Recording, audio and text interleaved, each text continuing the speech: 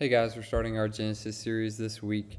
Um, like I said last week, this is going to be not your typical walk through Genesis. We're really going to focus on the big questions in the book of Genesis rather than just reading through the stories and kind of taking out some principles that we could live by from those. And so it's going to be a little bit of a different look at the book. This week, we're tackling one of the biggest questions in the book from Genesis chapter 1 and chapter 2. Why did God create the world?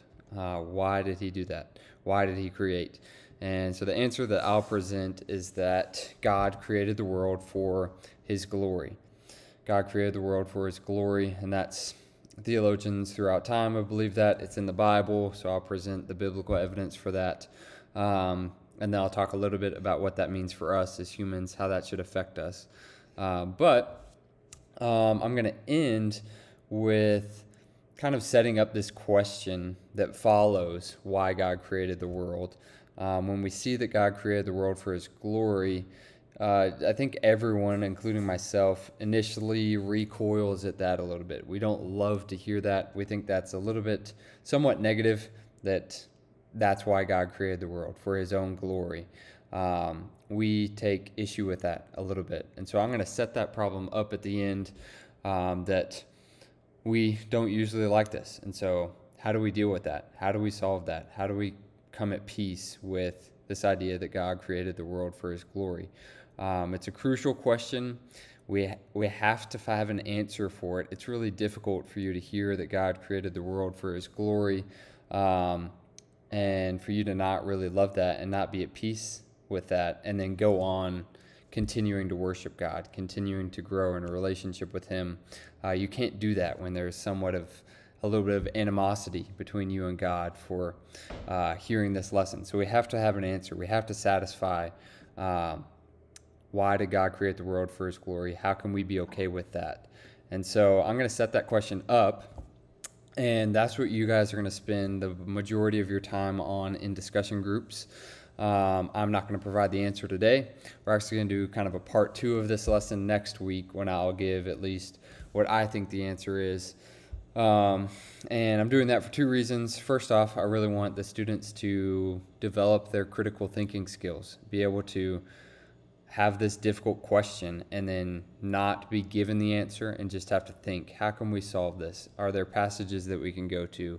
Is there some logic and reasoning that we can use? How do we solve this difficult question? How do we go about that? And so I want you to spend time on this question and make them work for it. Make them think. Don't just spoon feed them the answers. I've given you a couple of things. You'll see that the first question, this is the first question on the sheet. You can spend your whole time here if you want. This is the main focus. Why do we recoil at hearing that God created the world for his glory, and how do we get at peace with that idea? So, like I said, I've given you some material here below. It makes God seem needy, so we don't like that. It makes it seem like he's kind of searching for praise and compliments, and we don't like people that do that. And so why would we like a God that does that? Acts 17:25 is the best place to go to for that. That just defends the all-sufficiency of God, that he's not served by human hands. This idea that God doesn't have any needs, and so he didn't create the world out of a need. Not a need for companionship. Some people think God was lonely, so he made humanity. He didn't create it because he needed people to praise him. He didn't create it because he was bored. He didn't create it because he lacked glory, and we somehow make God more glorified. He created so that he could share his glory, share his goodness. And so that's a little bit of an idea and a defense. Try to make them work for at least a while. We want them to come up with this problem of, why do I not like that? Make them think, why do I not like the fact that God created the world for his glory? So make them come up with, God sounds needy. Make them say that out loud and admit that that's what they think, and say that's okay. We all kind of think that. And so then how can we defend that? And then the second one is just, it makes God seem kind of selfish, a little bit prideful. This goes back to something we talked about in the Problem of Evil series, that we can't project onto God our human characteristics and judge him the same way that we would judge a human. I've got a quote there for you from John Piper. The rules of humility that apply to the creature, so to us as humans, cannot apply in the same way to the Creator. And so I came up with this example. Use it if you want. Come up with a different one if you want, or you can just throw it out. I think it somewhat gets at this idea. So if I were this perfect heart surgeon, I was flawless, I never messed up any heart surgery that could be done, I could do it, and I would do it really well without making any mistakes. And it would be more selfish of me to adopt this false sense of humility that actually I'm not that good. There are people that are better. You should look somewhere else. Maybe there's someone better out there to treat you. It would be more selfish for them to be like that than for them to say, I actually am the best, and you should come to me, and I will help you, and to perform all these surgeries. And so that's kind of a glimpse at God, but God is like that times 1,000 because he's perfect in all of his attributes, and so he has no reason to be humble. And it would be more selfish of God to deny. It's really impossible for God to deny that he is perfect and all satisfying, and it's actually generous, it's selfless of God to have created a world where he could share his goodness and his glory. And so that's a little bit of a way that we can defend that. Again, I think these are two things that bother us and two decent defenses, but I'm hoping to bring next week a better overall defense that can really set us at ease with this idea. But I want us to wrestle with it first. So again, spend the bulk of your time on question 1. Be comfortable sitting and letting them think.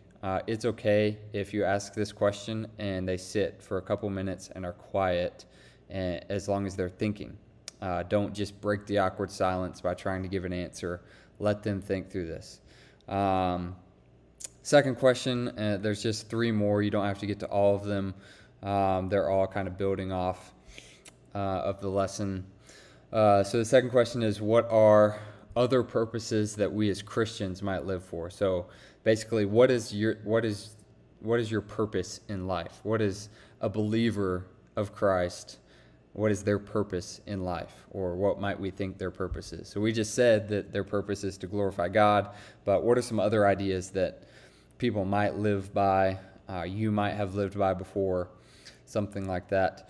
And I've kind of come up with these 3 that I just kind of backdoored into this week, that these are 3 good things that Christians ought to do. But if we set it as our main purpose, we can run into issues. It shouldn't be our main purpose. So the first one is to be holy, and I've put what that can potentially work out into if we don't keep God's glory in view, to the right in parentheses. So one purpose would be to be holy, to follow Christ's commands, and that can slip into legalism if we throw out God's glory. So if we don't view our holiness and our obedience as a way that we glorify God, we could start to view it as a way that we might gain favor with God. We could also view it as a way that it makes us superior. And so we can rank Christians. I behave better than this person, so they're below me and I'm above them. We can run into these problems and become more legalistic if we throw out the fact that our holiness, our obedience is meant to glorify God. That's what it's there for. The second one would be another great purpose, good thing we want Christians to do, to share Jesus with as many people as possible, with as many people as I can. If we set that as our sole purpose and we throw out God's glory and honor in connection to it, we might just be tempted to share Christ and make converts by whatever means necessary. What I mean by that is we could fudge the gospel a little bit, make it a little easier. You just have to say the prayer. You don't have to be this obedient. We might start to say, God lets in people of other religions, or God lets in everyone eventually. We can easily drift into being heretical in our theology if we throw out the fact that God is meant to be glorified in the way that we share with people. And then the last one is to be in relationship with God, to grow in relationship with God. Another great purpose, and another great thing that we should pursue. But if we take away God's glory from that idea, we can become monks that just isolate ourselves, and we read and pray in the same building our whole lives in isolation, away from everyone else. And so we're not sharing God's glory with anyone. We take out that sharing Christ with other people component. But what question 3 is kind of trying to do is just top off that second question, that if we keep glorifying God as our main purpose, if that's the purpose with which we live our lives, that encompasses all 3 of those things. Glorifying God, it's glorifying to God for us to be holy and obedient. It's glorifying to God for us to share with other people even when we're not successful. It's glorifying to God when we grow in relationship with Him, when we grow in satisfaction in Him. All of those things glorify God. And so really our purpose is to glorify God, and those things fall under that. But if we take away the purpose to glorify God, we kind of lose the proper motivation. We lose the guardrails that keep us from being heretical, from changing things around. And so we have to keep glory to God as our highest purpose. And then there are a lot of things that fall under that should include, if that makes sense. If you hate that conversation, spend more time on question 1 and skip question 2 and 3. That's totally fine. The last one, question 4, is another thing that I kind of stumbled upon this week, and actually got lucky in my private reading that this kind of overlapped. But want to emphasize and kind of try to place the value and importance of human life in the right slot. And so there's a lot of talk about that today. Valuing human life goes with abortion a lot. We want to value human life. And that's absolutely true. But I think this little example from Genesis 1 helps us to slot it correctly. And so you'll kind of open by asking, what were we created in Genesis 1 and 2? And then what were we created from? So we're created in the image of God, which means that we're God's chief creation. We're the only thing that He said was very good. He gives us dominion over the earth. He gives us the ability to relate to Him. We have all these special things that come from us being made in God's image. But we were made from the dust. And that's a little humbling. That's what Adam was made from, the dust. And that means the world was not created for us. We were not created to fill a void in God. And we're accountable to something other than ourselves. We can't just live for ourselves. We're not that valuable that everything in the world revolves around us. And so we want to balance our value and importance. And that's what those last 2 bullet points do, is if we tip too far one way or the other, we run into issues. So if we devalue human life, this is the one that we're familiar with. We devalue human life, reject the idea that God made us in His image. A lot can go wrong. We end up murdering people because they don't matter. We end up aborting babies. We end up treating people poorly, raping people, doing this stuff that shows no value for human life. We can even end up in this place where naturalists, evolutionists, don't see a distinction between human life and animal life. It's all kind of even. That's kind of a radical place to get to, but that's where that kind of thinking will take you. But on the other hand, if we too far overemphasize our value and our importance, we get rid of God's purpose in creation. He didn't create the world for us. He didn't create the world just so that we could have a home. We are His chief creation, but the world was created for God's glory. And when we forget that, when we put too much importance on ourselves, we kind of switch those roles. And instead of us being created to glorify God, we view ourselves as being created, and God is meant to serve us. God's meant to fulfill our lives. Everything becomes about me. And so we want to balance that out. As always, let me know if you have any questions. Sorry I went a little bit long.